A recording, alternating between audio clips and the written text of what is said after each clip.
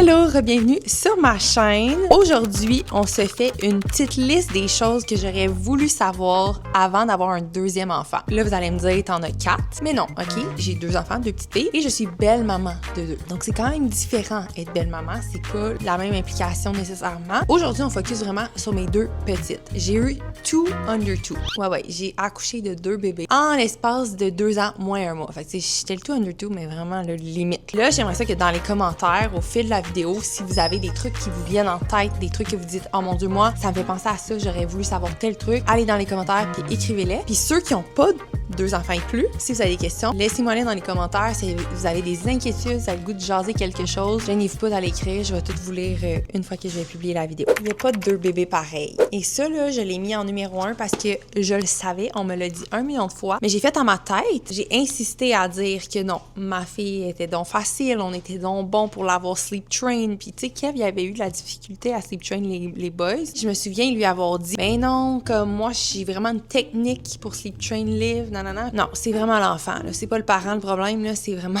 le bébé. Bébé numéro 1, là, je m'étais fait une liste. Je me souviens, la mère des boys était venue à la maison, elle était comme, ah, c'est quoi ça? Puis j'avais écrit les heures, j'étais comme, sieste numéro 1, sieste numéro 2, puis je m'étais fait un calendrier avec les heures à laquelle je pensais que mon bébé dormirait. Je pensais que ça serait pareil à tous les jours. Why was I wrong? Kev, il riait de moi, mais il était comme, you know what? Comme, tu sais, m'en laisser faire, moi la laisser penser que ça va être comme ça si ça l'aide mentalement à comme avoir un plan. Ton bébé sera pas pareil à ton premier, je te le garantis. S'il est pareil, ben tant mieux, mais je pense vraiment pas que c'est comme la norme. Est-ce que c'est grave que ce soit pas pareil? Non. Est-ce que c'est d'autres challenges? Absolument. C'est juste que soyez préparés, puis si vous avez eu un bébé facile, faut juste que vous soyez conscient que ça veut pas dire que ça va être comme ça au deuxième. Moi, j'avais des gros plans dans ma tête, là. J'étais comme bébé 2 va être pareil que le 1, je vais réussir à faire encore plus de travail. Genre, je vais timer leur sieste en même temps.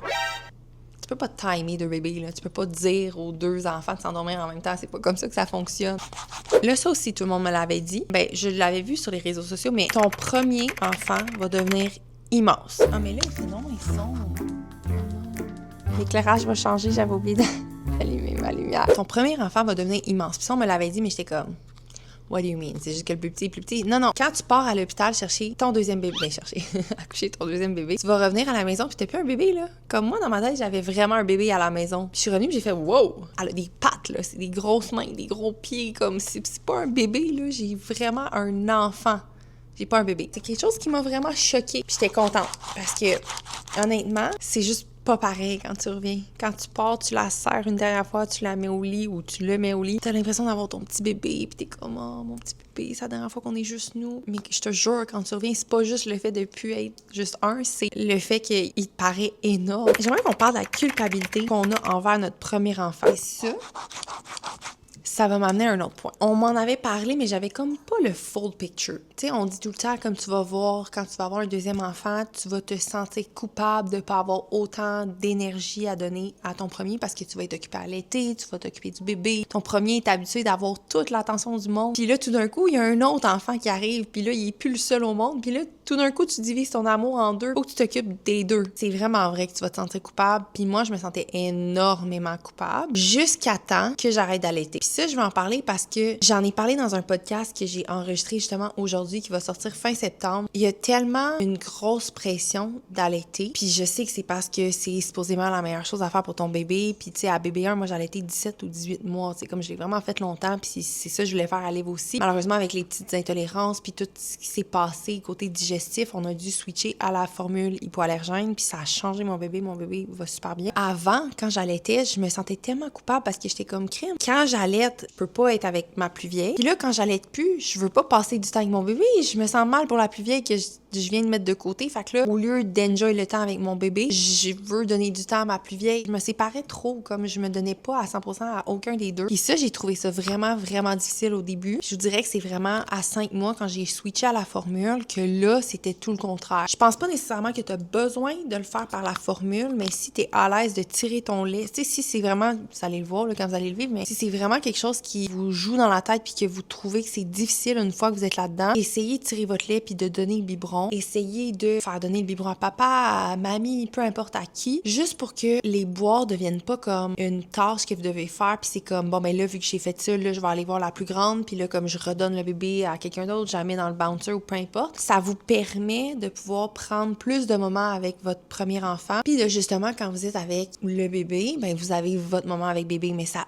enlève un peu de cette culpabilité-là parce que ça vous permet de regagner du temps. Je veux pas, quand t'allaites, t'es la seule personne qui donne le lait. C'est prenant, là, on va se le dire. Ça prend énormément de temps, puis je sais pas pourquoi on normalise à quel point c'est prenant. Moi, avant que j'arrête d'allaiter, là, dans ma tête, c'était juste normal ce qu'on faisait. D'avoir vécu quelque chose de différent, puis de voir c'est quoi la maternité quand tu donnes la formule. C'est pas la même histoire, là. Ma vie est beaucoup plus facile en ce moment. Oui, j'en ai 2, mais je trouve ça 1000 fois plus facile depuis que je donne la formule que quand c'est juste moi qui allaitais, parce que tu viens, tu rages sur l'autre parce que t'es comme envieux que cette personne, tu sais, ton partenaire peut sortir, peut faire ci, puis toi, t'es pris à la maison parce qu'il faut que t'allaites, puis ton horaire tourne autour du bébé parce que c'est toi qui donne le lait. Ça prend beaucoup de temps pour la maman, puis ça prend beaucoup d'énergie. Et je trouve qu'on les félicite pas assez. Comme là, maintenant que j'ai vu l'inverse, je suis tellement plus comme en admiration des mamans qui allaitent. Puis je suis comme, crime, j'ai fait ça pendant 17 mois. Genre, je comprends pourquoi j'étais à bout à la fin, puis je trouvais ça difficile, puis je le disais à Kev, mais comme, tu peux pas comprendre tant que tu l'as pas fait. C'est vraiment ça. Side note, on juge pas les autres mamans. On sait pas c'est quoi leur version de la maternité. On sait pas c'est comment pour eux. On sait pas c'est quoi leur environnement. Tu peux avoir un bébé, puis tu peux trouver ça plus difficile qu'en avoir 3. C'est important de garder ça en tête, je trouve. Ça m'amène aussi au postpartum. Postpartum différent pour chaque bébé. Et ça, c'est extrêmement vrai. Postpartum 1, moi, là, j'avais pas de drop d'hormones, j'avais pas de perte de cheveux, j'avais pas rien de ça. Faut dire que j'ai allaité longtemps, puis je suis retombée enceinte, fait que j'ai comme pas eu cette chute d'hormones-là. J'ai eu une autre bourrée d'hormones quand je tombe enceinte, I guess. Mais là, bébé 2, ben là, je l'ai vécu. Fait que si t'as 2 under 2, les chances sont que ça se peut très bien que t'aies pas de chute d'hormones parce que, justement, tu vas retomber enceinte rapidement. Faut juste que tu saches, si tu retombes enceinte avant d'avoir eu cette chute d'hormones-là, comme quand même assez intense quand t'arrêtes l'allaitement, ça va être différent le deuxième coup. C'est pas pareil. C'est pas nécessairement négatif. Là, je perds tous mes cheveux. Les émotions sont pas pareilles. Des fois, je suis plus à fleur de peau, je trouve, qu'à bébé 1. Mais ça se gère quand même bien. Je savais que ça, tu sais, comme on dirait, je sais pas, je l'ai bien accueilli, puis ça va quand même bien, mais je pense quand même important de le noter. Tout le monde parle de comment c'est le fun d'avoir 2 under 2, sont proches, plus tard ils vont jouer ensemble. T'sais, nous, on le voit, les boys aussi, c'était ça. Fait que moi, je le vois comme plus vieux, là, ils ont 10 pis 12. Mais avoir un enfant, là, moi, à ma première, j'ai trouvé donc c'était a lot. J'étais comme, je peux plus aller à l'épicerie, mon Dieu, c'est compliqué, sortir avec la coquille, je peux plus faire ci, je peux pas aller magasiner. À cette heure, quand on en a juste un, là, je te garantis qu'on fait n'importe quoi là, au pire. Comment tu trouves ça dur dépend juste de ton expérience puis de si tu as vécu pire. C'est vraiment ça. Si tu penses que tu vas avoir plein de temps pour faire tes choses, ça revient un peu à l'histoire des siestes. C'est pas possible, là. Moi, au premier, là, quand elle faisait ses 1000 dodos dans la journée, là, moi, je pouvais faire dodo, je pouvais me reposer. Je pouvais travailler si je voulais sur mes contrats. Là, ce n'est pas possible. Là. Ils font jamais leur sieste en même temps. Ensuite, ton couple va encore changer. Tu sais, il y a beaucoup de monde qui parle du fait que le couple change après bébé numéro 1. Mais à bébé 2, je trouve qu'il change pour le mieux. Bébé 1, ça change souvent pour le pire. Dans le sens que là, t'étais 2. Tu as un bébé qui vient entre vous 2. Tu peux plus nécessairement aller faire des voyages. Tu peux plus aller en date n'importe quand que tu veux. Tes soirées sont plus les soirées que t'avais parce que t'es brûlé. Puis ça te tente pas de faire une activité. T'es juste t'as le goût de dormir. Puis t'es à bout. Puis tu te tapes ses nerfs parce que t'es à bout. T'aimerais donc ça, pouvoir faire comme lui puis sortir de la maison. Mais faut t'allaiter. Puis it's a lot. À bébé 2, je trouve que le papa trouve enfin son rôle dans tout ça. Parce qu'on s'entend que quand t'allaites exclusivement, c'est difficile pour le papa de s'impliquer. Sauf si tu tires et qu'il peut donner le biberon. Mais là, quand t'as 2 under 2, ben là, ta plus vieille ou ton plus vieux devient un âge où, ben là, papa peut s'en occuper plus puis il peut plus jouer son rôle de papa. Tu sais, il peut comme l'entertain, la faire rire, lui faire découvrir le monde, faire des petites dates avec, genre n'importe quoi, l'amener, se promener en auto. Moi, en tout cas, de voir ça puis de voir Kev s'impliquer autant avec la plus vieille, j'ai trouvé ça tellement beau, là. Comme moi, ça me donnait des petits moments avec le bébé. Puis je le voyais juste s'épanouir dans son rôle de papa versus quand on avait juste un petit bébé. Tu veux pas, t'es la maman, tu veux tout le temps l'avoir des bras, tu veux tout le temps tout gérer, tu veux que ce soit fait à ta manière. Mais là, t'as pas le choix de lâcher prise parce que t'as ton bébé justement à t'occuper. Tu donnes plus de flexibilité à ton partenaire, puis ça permet à ton enfant et ton partenaire de créer un lien beaucoup plus fort. En tout cas, Kev, je suis sûre que tu peux témoigner, là, mais on a déjà parlé de ça, puis c'est ça qu'il me disait, tu sais, comme là, je commence vraiment comme à trouver ça le fun avec Liv, on peut jouer ensemble, elle me parle, tu sais, comme on développe une amitié, je m'occupe des matins avec elle, je fais son déjeuner, on a notre routine. Fait que si j'avais su ça avant que ça se passe, on dirait que ça m'aurait encore plus encouragée à avoir two under two. Oui, c'est plus de travail, mais si ton partenaire est là puis qu'il a envie de s'impliquer plus, de un, c'est nécessaire, tu as besoin d'aide, mais de deux, c'est beau à voir. C'est juste ça. C'est vraiment beau. Puis si tu as les hormones dans le tapis, puis là, tu vois ton chum être un full beau avec son enfant, full le fun, comme wow. Moi, là, une des choses que j'ai répété à Kev, c'était je veux pas un autre enfant parce que je l'aime tellement, puis j'ai pas envie de l'aimer moins, j'ai pas envie que mon amour se divise. Puis arrêtez pas de me dire, Tan, c'est pas de même, ça marche, comme tu vas voir, tu vas comprendre quand t'en as un deuxième, tu vas les aimer autant, tu vas les aimer encore plus, puis c'est impossible, littéralement, comme je l'aime tellement, je peux pas aimer plus. Puis il était comme, non, puis c'est vrai, là, comme l'amour double, l'amour se divise pas, tu divises pas ton amour en deux, tu les aimes encore plus fort, encore plus gros. Je sais même pas comment l'expliquer, faut que tu le vives. J'essaie pas de te décourager, là, j'essaie juste de te renseigner. Ton quotidien. Kev se fait des nachos. Attends, je vais faire pause. OK, fait que prochain point, c'est ça. Faut que tu lâches prise. Ta maison va être à l'envers.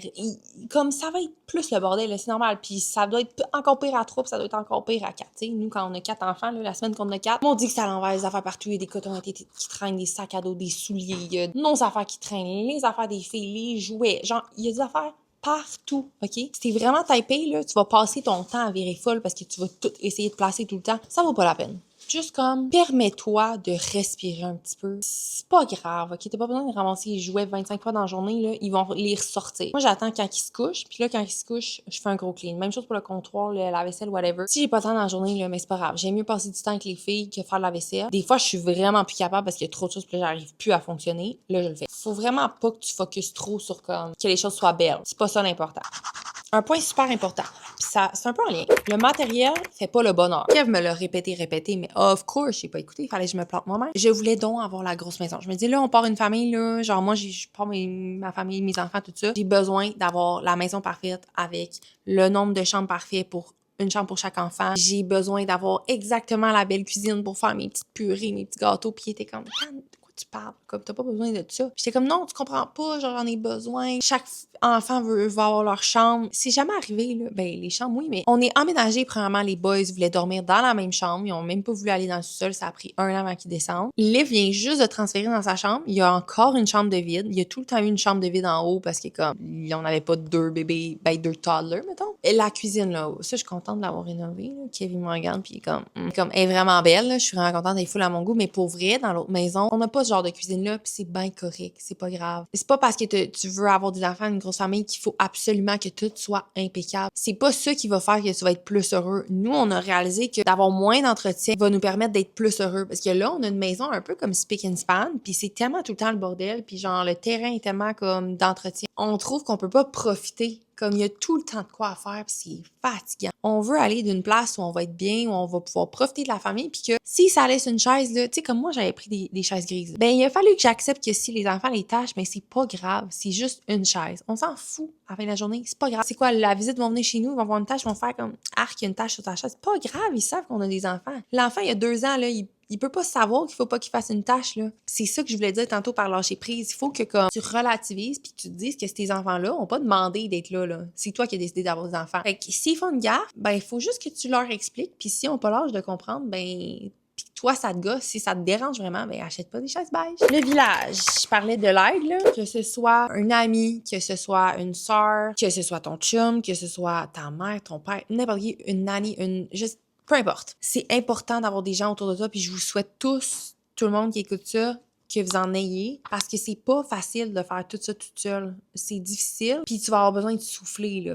Comme, c'est important de prendre du temps pour ton couple, c'est important de prendre du temps pour toi-même, c'est important que ton chum puisse prendre du temps pour lui-même aussi. Tout le monde a besoin de se retrouver aussi. Si t'es juste maman puis que tu focuses juste sur les enfants puis que t'as l'impression que ton seul rôle, c'est de provide pour tes enfants, de la bouffe, du lait, whatever, tu vas te perdre. Sois juste consciente que quand tu vas tomber à 2, c'est juste aller chercher un café, là, c'est plus compliqué, là. Si tu vas amener tes deux, là, je te garantis que moi, ma fille de 2 ans et demi, j'ai pas envie de l'amener au Starbucks. Là, qu'elle court partout. Puis là, j'ai commandé quoi? Puis là, tout d'un coup, c'est plus ça qu'elle voulait, là. Puis là, c'est une crise devant tout le monde. Puis là, j'ai le bébé qui se m'appelle. Tu sais, comme c'est moins le fun. C'est important de t'outiller ou de d'avoir les gens alentour de toi pour justement prendre du temps. Puis il faut pas que tu te gênes à demander du temps off. C'est pas parce que tu prends du temps off que t'aimes moins tes enfants ou que t'es pas une bonne maman. Au contraire, tu vas revenir rafraîchi. Tu vas être une meilleure maman parce que tu vas avoir eu le temps justement de sortir à l'extérieur, de prendre soin de toi, de prendre soin de ton couple. Vous allez être plus fort pour prendre soin de vos enfants. On pense à des petites choses que j'aurais voulu avoir, que je pensais qu'ils étaient pas nécessaires, que finalement c'était très nécessaire. Un porte-bébé. Quand tu tombes à 2, là, si t'en avais pas un à ton premier ou que tu l'utilisais pas, moi je l'utilisais jamais à bébé numéro 1. Bébé numéro 2, t'en as besoin. Okay? T'as besoin de mettre le bébé là pour pouvoir t'occuper de ton premier bébé, faire tes choses, faire à manger, peu importe c'est quoi. Achète-toi un porte-bébé, je te jure, ça vaut la peine. Poussette double. Je me suis entêtée à dire que je détestais prendre des marches et que j'avais pas besoin de poussette double parce qu'à mon premier bébé, je ne sortais nulle part. Je trouvais ça donc difficile. Je regrette. J'ai besoin d'une poussette double. Là. Parce que là, ma fille embarque dans le panier en dessous parce qu'elle veut se faire promener quand elle voit que sa soeur se fait promener. Sauf que là, elle est pas attachée, hein. Fait qu'elle, tout moment, là, elle décide de se pitcher en bas de la poussette pendant qu'on roule. Là, elle a pas peur de ça. Ensuite, des livraisons d'épicerie, de Costco, de Walmart, de n'importe quoi pour tes couches, ça vaut vraiment la peine. Moi, je suis inscrite à Instacart et ça a changé ma vie. Au bébé 1, non, Kev allait à l'épicerie, moi j'y allais des fois, c'était correct. À partir de 2 bébés, là, c'est vraiment hot. Pour vrai, là, c'est game changer. J'ai mis ma belle-mère là-dessus aussi, elle capote là-dessus. Je manque de couches, là, je les commande 2 heures plus tard, j'en ai. Même chose avec les wipes, l'épicerie, mon Costco. Hey, on s'entend là que aller au Costco, c'est overstimulating, là. Aller là avec les 2 enfants en plus, là, et boy, je triperais pas. Puis, tant qu'à faire garder les enfants, je veux pas aller au Costco, tu sais. Je vais en profiter, je vais faire d'autres. C'est le meilleur 100 $ que j'ai dépensé de toute ma vie. Le silence devient un luxe. Genre, j'haïs ça conduire, là. Mais à cette heure, quand je vais en auto, oh mon Dieu, que je suis contente. Je suis contente d'aller en auto seule, mettre de la musique puis juste avoir la paix. Tu sais, juste conduire, mettons, aller à quelque part. Genre, faire la route pour aller à Montréal, je suis comme, wow, ça fait du bien. Ça fait du bien, le silence. Les sièges de taux. Mon chum m'avait dit, prends-en pas un gros, on sera pas bien dans le char. J'étais comme, mais non, un gros SUV, c'est pas grave, whatever. À 1, c'est pas si pire, parce qu'au moins, t'as un des 2 parents qui est confortable. Non. Là, à 2, là, le gros siège de toddler, là, ça prend de la place en tabarouette. OK? Si tu penses que le bébé, avec sa coquille, prend de la place, t'es pas prêt pour le siège de toddler, là. C'est épouvantable comment c'est gros. Magasine-les comme faut. Moi, j'ai pas magasiné, j'ai juste vu le premier qui swivelait, puis j'étais comme parfait, j'ai regardé les ratings, c'était tout beau. Prends le temps de les essayer, ça vaut la peine. OK? Parce qu'après, quand tu fais du char, là, puis que les 2 vous êtes de même, là, non. Le dernier, c'est l'instinct maternel, OK? Si ça te stresse d'avoir un 2e bébé, je veux juste te dire que tout devient plus facile. En tout cas, moi, je trouve. Tu sais déjà un peu c'est quoi t'occuper d'un enfant, puis là, t'as comme la confiance de l'avoir fait une fois. Puis là, t'en as un 2e. Puis là, on dirait que tu commences à t'en foutre de qu'est-ce que les autres pensent. Puis t'es comme, hey, c'est moi qui passe ma journée avec. Je sais ce que mon bébé a besoin. Je sais qu'il va pas bien. Je sais qu'il a besoin de quelque chose. On dirait que comme, je sais pas, tu commences à te faire plus confiance. On dirait qu'au premier, tu demandes tout le temps conseil aux autres. Tu essaies de voir qu'est-ce que les autres font. Est-ce que c'est correct? Est-ce que c'est pas correct? Ça va encore t'arriver. Je trouve que ça devient moins stressant. Hey, mon bébé, là, il a de la misère là, avec les reflux, pis ci, pis ça. Puis comme, c'est tout cas, même si c'est plus compliqué, je suis quand même plus confiante. Puis on dirait que je vis ça mieux. Puis je me truste plus, je trouve ça moins difficile. Avant, on dirait que ça m'angoissait tellement, genre, ça me prenait toute mon énergie. Mais là, c'est plus pareil. Même s'il y a des nouveaux challenges, tu vas juste plus te faire confiance, puis même pour ton partenaire aussi, ça devient le fun, parce que là, c'est plus comment, tu sais, comme il faut tout le temps que je suive les règles, pis ça. Non, c'est comme là, je me fais confiance, je peux pleinement faire ce que je pense qui est mieux pour mon enfant. Tu as des guidelines, tu as des choses, des recommandations, mais tu peux plus prendre des décisions toi-même, je trouve. Puis ça, j'ai trouvé ça hot au bébé. Je pense que ça fait le tour. Je pense que c'était une bonne partie 1. Je pourrais yap sur ce sujet-là pendant des heures et des heures. Fait que si jamais vous avez des questions, allez commentez tout de suite vos questions. Est-ce qu'il y a des inquiétudes, des choses, mettons, je sais pas, comment les 2 sont ensemble, la réaction quand tu fais l'introduction, n'importe quoi. Posez-moi vos questions, puis j'en ai 10 puis 12. Si vous avez des questions aussi sur ce gap d'âge-là, mais plus tard, écrivez-les-moi. Je vais toutes lire vos commentaires, je vais aller vous répondre. Sur ce, on va terminer la vidéo ici. J'espère que vous avez aimé ça, ce petit format liste-là. Je fais souvent ça sur TikTok, mais je me suis dit que ça pourrait être le fun d'en faire une version plus longue ici. Si jamais vous avez le hype button, puis que ça vous tente de m'encourager, vous pouvez cliquer dessus. Je pense qu'il y a le bouton applaudissement. Ça aide les petits créateurs à se faire découvrir. Et sur ce, on se revoit dans la prochaine vidéo. Ciao!